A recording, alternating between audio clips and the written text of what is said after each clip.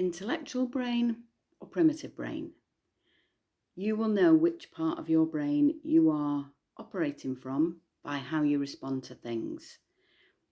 Generally, we want to be in the intellectual part of the brain because it is rational, logical, sensible, objective. Generally, it's positive as well. So if we need to make a decision about something, or we want to make a change around something, we want to be in that part of the brain because it evaluates everything, takes on board all the information we know about it, weighs everything up, looks at the pros and cons, and then we come up with a course of action that is appropriate to those things. So we want to be in that intellectual part of the brain. And most people are most of the time, which is great. But if we find ourselves straying into that primitive part of the brain, we will know because we will tend to be ruled much more by emotion, and it will tend to be negative emotion. So it might be fear, worry, anger, frustration, anything that's a negative sort of connotation to it will tend to indicate that we're operating from that primitive part of the brain. Now, what we've got to remember is the primitive part of the brain, the subconscious, is all about survival. It is all about trying to make sure that we live to fight another day. That's why it's so cautious, because as far as it's concerned, it has to make sure you survive and are still here tomorrow. It's not really that bothered whether you're happy, sad, worried, living a really small, unfulfilled life. It doesn't really care about that. As long as you're still alive, it thinks it's doing a good job. And for most people, we want to thrive, not just survive.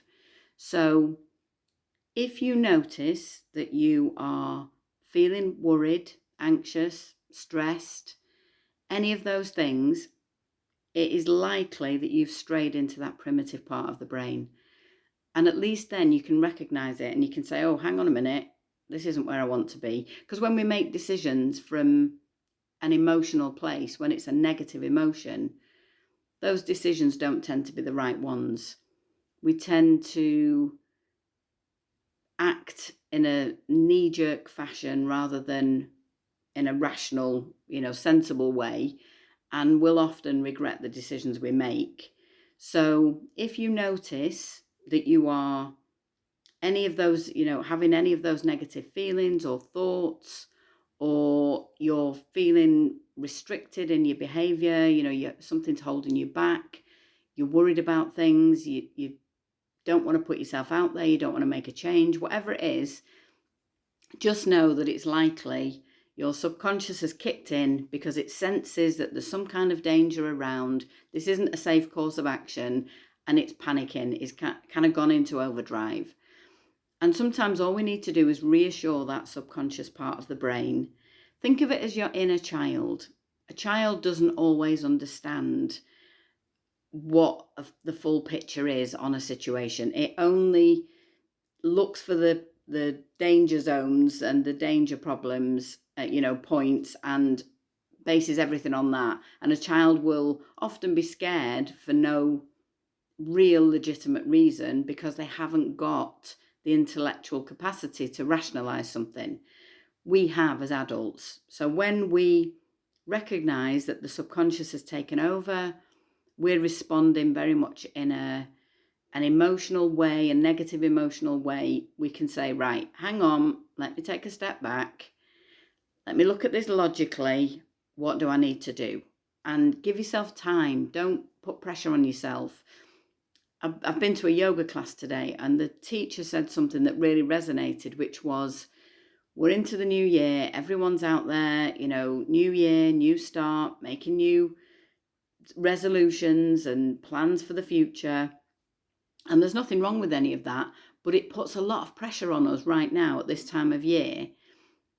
It's miserable weather, there's snow and ice outside, you just really want to be hunkering down and, keeping in the warm, keeping quiet, almost going internal rather than out there larger than life at the moment. But the pressure is, it's New Year, everyone should be out, smashing the goals immediately. Give yourself time. If you need that time, that's fine. Just ease yourself into the new year gently. Start being aware of your thoughts, how you're feeling, how you're behaving.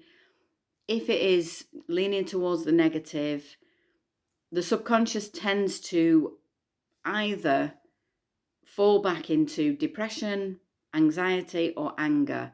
They're the three kind of opt out clauses for the subconscious part of the brain. So if you're feeling overwhelmingly down or depressed, anxious or worried, or finding yourself getting really irritated and really agitated by the slightest thing, it's because the subconscious has taken over, and we just need to give ourselves a little bit of time, do what we need to do, whether that's, make lists, pros and cons of things, look at things rationally, talk things through with someone that we trust, but just give yourself that time. Recognize which part of the brain you're operating from, and if it's not serving you, if it's very negative, do some, work in whatever way works for you, whether that's, as I say, writing things down, speaking to someone, just giving yourself time to think, time to weigh up your options and look at things logically